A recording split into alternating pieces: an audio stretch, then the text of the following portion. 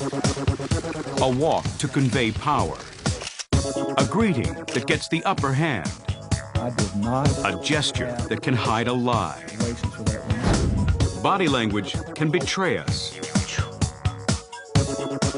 When a president's under pressure, or celebrities in the media glare. Look beyond the words. Their body language says it all. It's a certain poise. Self-touch gesture? Hot spots. Micro expressions. In this special, experts will dissect the body, the face, and the voice. It's about our country. To reveal its hidden meanings, its secrets.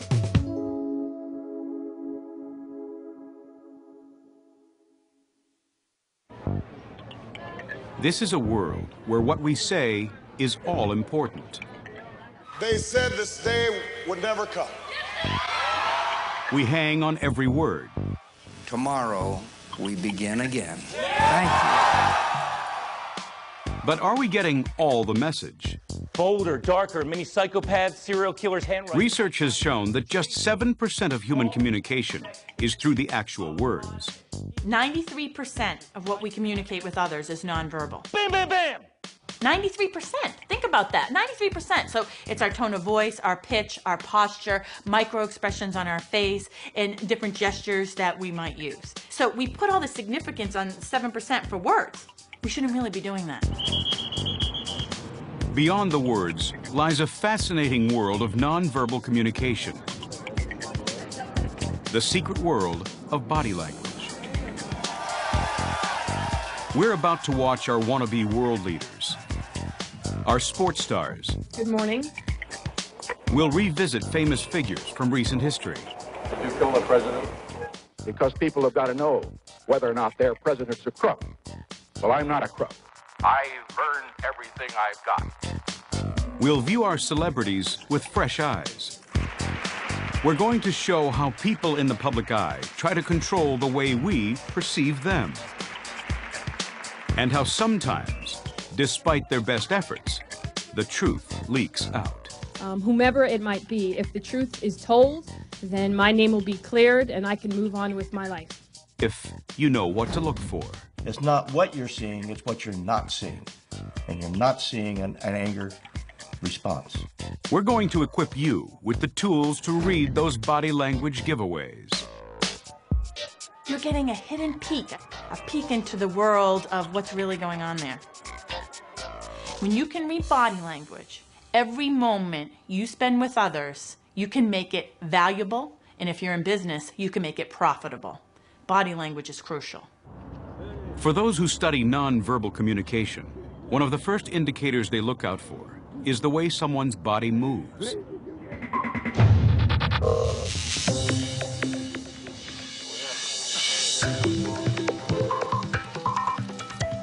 At this Camp David summit, President Bush is the host to visiting Russian President Vladimir Putin. Vladimir Putin knows the world is watching him on American soil, and he also knows that his people are watching, so he must show strength. Here, though, both leaders are making a strong body language statement.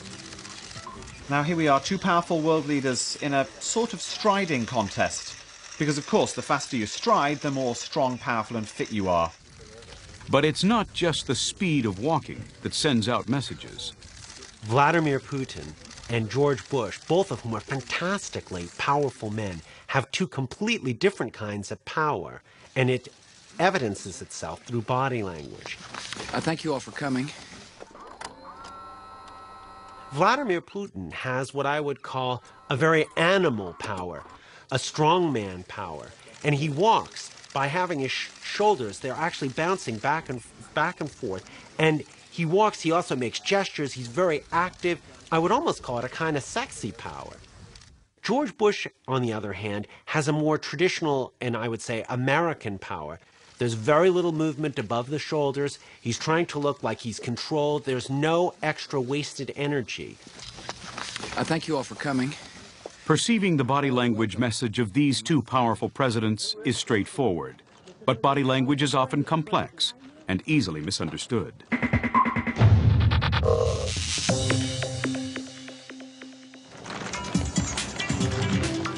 Here, President Clinton leads Israeli and Palestinian leaders Ehud Barak and Yasser Arafat out before the press during peace negotiations. It's all smiles for the cameras. But behind a facade of bonhomie, there's a power struggle going on. Clinton jokingly explains that none of them will take any questions. We pledged to each other we would answer no questions and offer no comments. So I have to set a good example. The body language then revealed just why that was.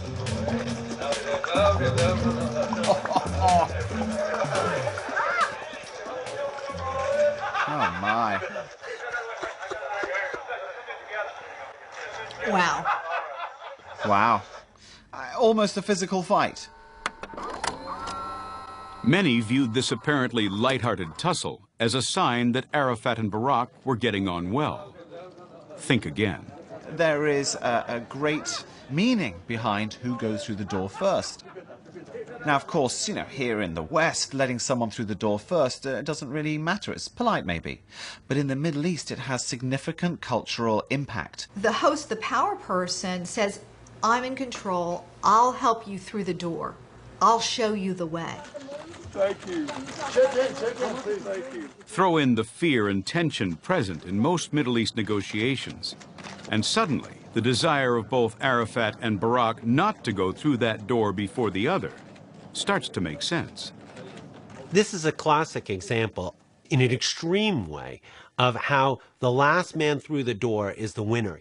So Barak reaches for Yasser Arafat. Arafat literally grabs his arm, moves around, and starts waggling his finger at Barak, Barak then uses it as an opportunity, like a wrestling match, to move round to actually be behind Arafat, and then literally grabs Arafat, who holds him by the arm, and shoves him through the door bodily. So you've got fear and power struggle showing in big, bold body language movements. Arafat and Barak are not the only ones to appreciate the significance of the last man through the door move. Even when friends and allies meet, subtle cues reveal who's top dog. 2003, British Prime Minister Tony Blair plays host to President Bush. In this particular example, we're looking at number 10 Downing Street, and one would expect Tony Blair to be very territorial. It's his territory, he should be host, he should be in charge and the boss in terms of who at least goes through the door. And yet, Tony Blair, the Prime Minister, accepts that the seniority in place here is the President. So President Bush says, photo op's over, gives them the little nod. And so they start going in. The President's in charge of the choreography. He goes through the door last, he uses his left hand, and taps Blair forward, not shoving Blair through the door, but helping him through the door, meaning Bush is in charge. As they go in, the President, being in charge and wanting to be clear that he's in charge, not only displays the ownership symbol of putting his hand on Tony Blair's back, but then he displays a further bit of dominance. Gives him 3 little taps just to let him know that actually he's a good little boy and that George W. Bush is boss. A pat on the back is one way to demonstrate power. Getting the upper hand is another, quite literally.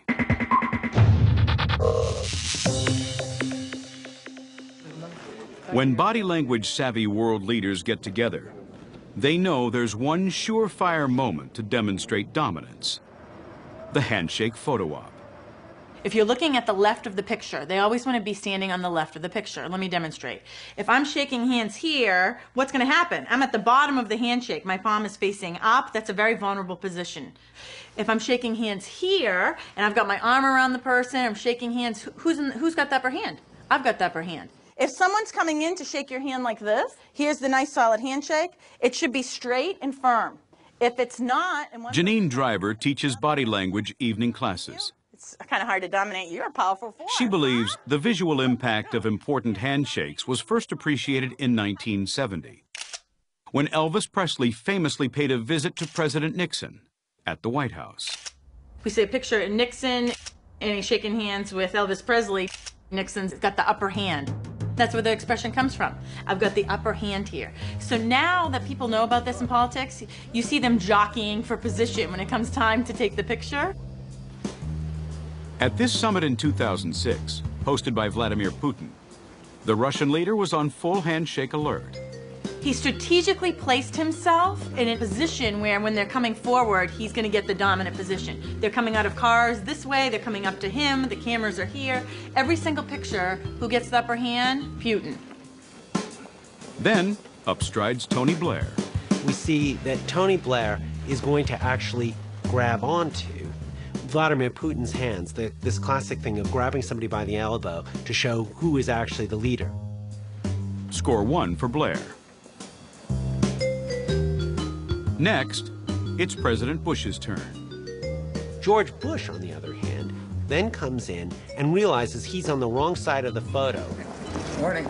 So when he reaches in to grab, he immediately crowds Putin. So instead of just grabbing and letting Putin grab his arm, George Bush puts his shoulder against Putin so that Putin's left arm is in no way in a position to grab hold of Bush's right arm. Then as soon as Bush turns out, he immediately goes for a little tap, a steer on Putin's back to actually give him a push. And Putin, making sure not to be outdone, puts his right arm out and gives Bush a little tap as well. We'll call that a draw. Even seated, the bodies of world leaders can speak volumes. Here's a masterclass from FDR. With President Roosevelt presiding, the historic conference began. February 1945. Franklin D. Roosevelt, Joseph Stalin, and Winston Churchill famously meet at the Yalta Conference. The Big Three, surrounded by the chiefs of staff, with their staffs and civilian officials, posed for the cameras in the patio of Lavatia Palace. The Allies had worked together for 3 years, but now, with the end of the war in sight, Roosevelt knew all that was set to change. We see three powerful men all wanting to dominate. Visually, Roosevelt's in the center, and the center figure always appears to us to be the most important. And even when he's talking to Stalin, he turns the other way, and Stalin leans in. Stalin is actually, if you like, following Roosevelt. Roosevelt is the real leader of the two. Meanwhile, Churchill's body language is conveying Britain's diminishing status. It doesn't look as though Churchill is a full and equal participant. Not only is his posture hunched up, but Roosevelt barely ever talks to him, and Stalin doesn't really meet him except to shake his hand. Churchill has both elbows out, but the tell is that he's holding his hat in his lap to cover up his private parts, which feel kind of vulnerable in this situation. You can see how each of these men, each, if you like, a master in their own country, how they interact with one another and what their relationship is in the world stage. Ladies and gentlemen, the President of the United States. A politician's body language can easily give him away, especially when he's under pressure. Ladies and gentlemen, I welcome this opportunity tonight to meet with the managing editors of the nation's newspapers. It's the night of November 13th, 1973. Watergate is at its height. President Nixon holds a live televised question and answer session with the nation's newspaper editors. And 8 years of $45,000. His body language says it all.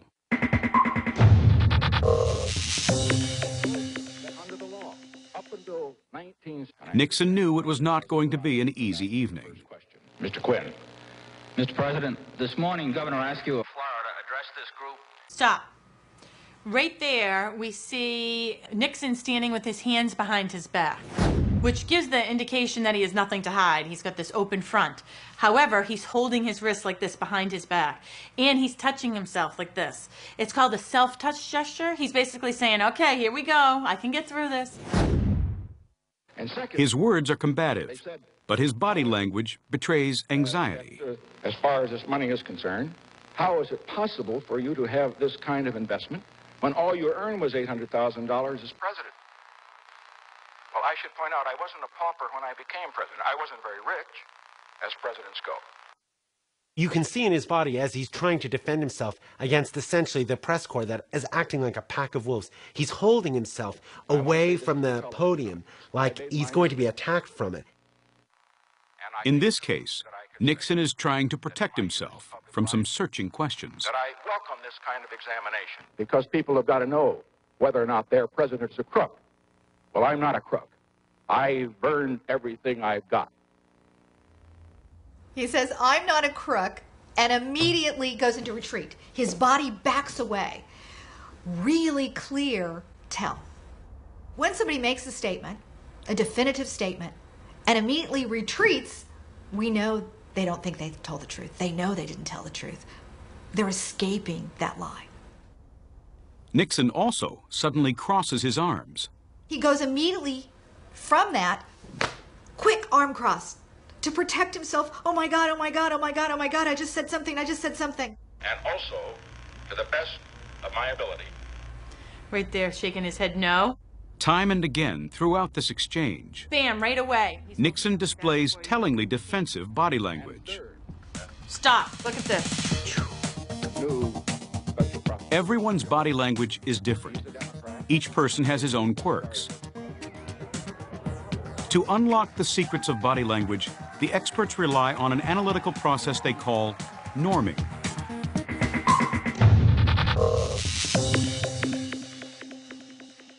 When it comes to deciphering body language, norming is crucial. Reading body language, you're looking for what's normal for that situation. And you're looking for what's normal for that particular person. Using the 24/7 coverage of politicians and celebrities, the experts construct a template of what's normal for that person. See what they do when they're under no pressure. See what the person in front of you is doing when you're asking them regular questions about life. Then you have a norm. But even without the chance to get this norm, experts can still read someone's body language with accuracy. If you don't know what's normal for that person, you go back to the context again and say, okay, what would be normal in that situation?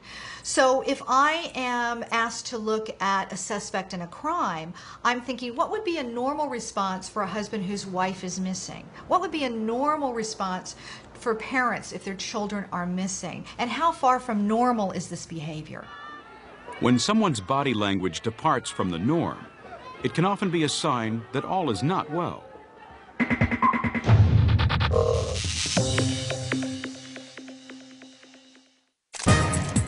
Britney Spears makes a perfect body language case study because of her love-hate relationship with living in the public eye. Spears was in the hate mode here. In terms of how we protect ourselves when we're in trouble, the first thing you have to do, of course, especially if you're a celebrity, is you've got to cover your eyes. If people can see your eyes, they can see your soul. So she puts on dark glasses, whether it's night or day, irrelevant. The dark glasses go on. These signs of distress are in marked contrast to the Britney of earlier times. Everything was spontaneous and relaxed and look at me.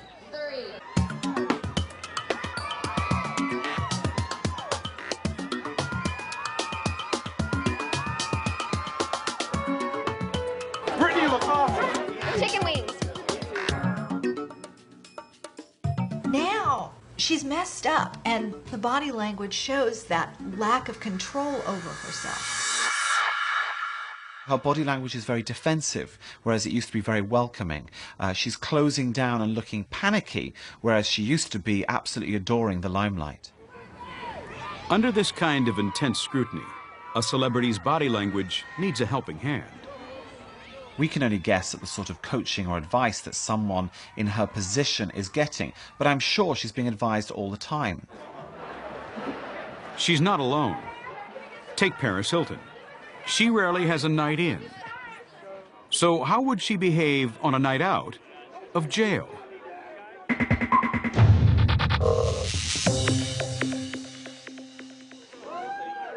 When Paris Hilton is released from jail, as she emerges into the night, she knows the world is watching. She knows, or at least has been told, that she's got to demonstrate that she's learnt her lesson. After all, she's actually been to jail. So she can't come out and be her normal playful self and jump on a table and start lap dancing, because this moment doesn't warrant such behavior. Her body language has been carefully planned in advance. And as she walks along, she straightens herself a little bit because she knows she's on. She does a very unusual gesture. Little kind of prim pose where she gets her hands, she crosses her fingers and she holds them in front of herself like a very good girl. I've never seen her do that gesture in any other situation. In the same way some people arrive fashionably late, she's leaving prison fashionably punished. Paris Hilton's calculated little girl performance was her way of dealing with the inevitable media frenzy surrounding her release from jail. Politicians, like celebrities, are always in the media spotlight. But one world leader has a unique way of using body language to slide through any situation, however embarrassing. George W. Bush.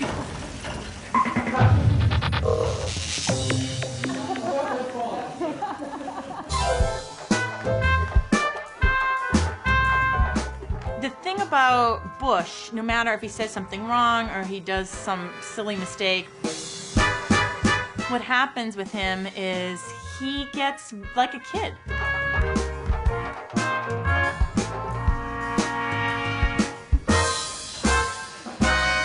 He becomes this little 6-year-old kid like, I made a mistake. He gets this little shoulder shrug, and he will even look you right in the eye and say, hey, I tried to get out this door, it didn't work. I was trying to escape. It didn't work.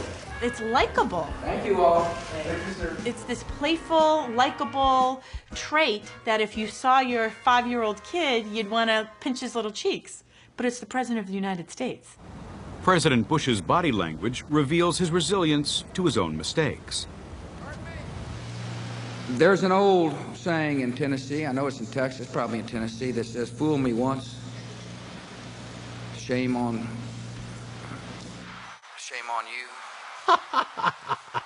If fool me, we can't get fooled again. A beautiful example of George W. Bush getting completely lost in the middle of what he's saying. Fool me once. He pauses a long time. Shame on. He knows that the next word is shame on you. Shame on you.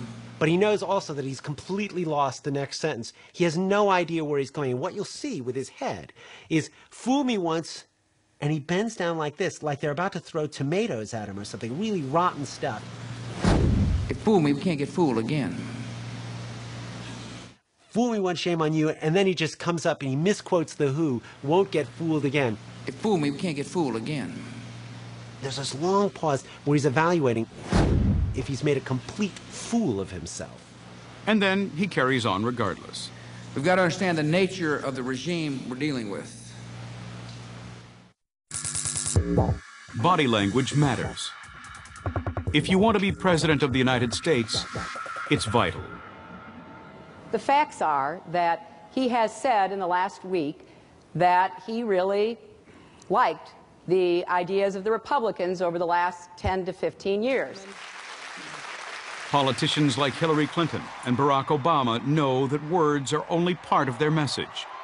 Voters are also influenced by the image they portray.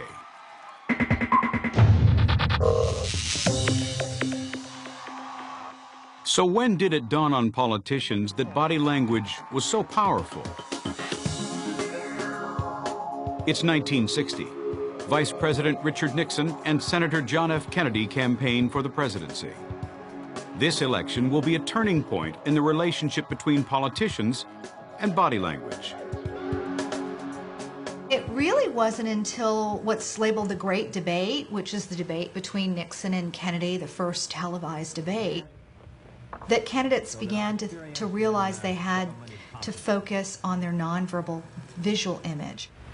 Smith, Senator Kennedy, the things that Senator Kennedy has said, many of us can agree with. The candidates square up to each other in front of a television audience of 70 million people. Nixon looks far less assured in front of the cameras than Kennedy. Federal control. Mr. Nixon, would you like to comment on that statement? I have no comment. Thank you, Mr. Nixon. That completes the opening statement. Nixon had only just come out of the hospital after receiving treatment for an injured knee, and then refused makeup when he got to the TV studio. He was a manly man. He didn't want makeup. Kennedy said, put the makeup on, put all that makeup on, and he was already attractive. Nixon sweated under the lights. He compared unfavorably with the tanned and fit-looking Kennedy.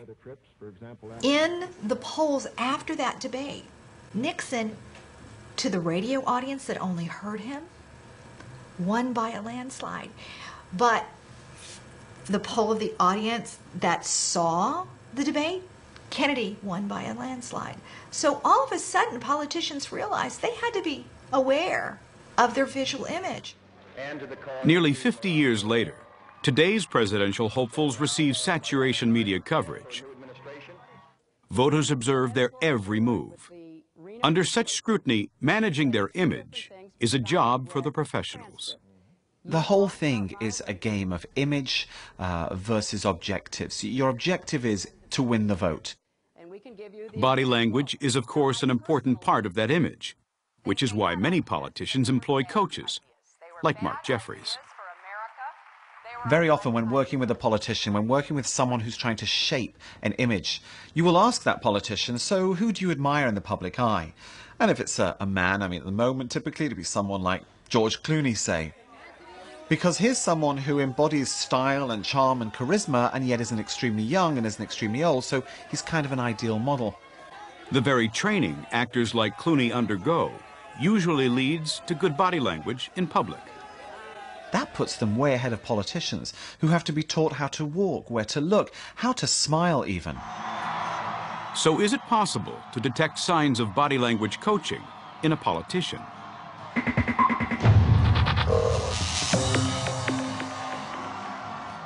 This is Hillary Clinton. I want to thank you for letting me speak with you about an issue that is central. Here's Hillary Clinton back in 1993. The overall body language here is soft, soft, feminine, soft, soft. I'm not the president. I'm the president's wife. Back then, Hillary's body language was very understated. Stand up, you silly woman. Oh, all right. Okay. So she comes in and she's a little hunched over, because that's what you do when you feel slightly threatened. Because when you don't feel threatened, when you feel very confident, you stand up very straight. You thrust your chest out. Fast forward 15 years, through Hillary's journey from First Lady to U.S. Senator to candidate for the Democratic nomination for president. How much has her body language changed? It's so interesting and so dramatic of a change from earlier Hillary to, I call Hillary Light. This has been this transformation of her body language, how she's approaching people. Now together,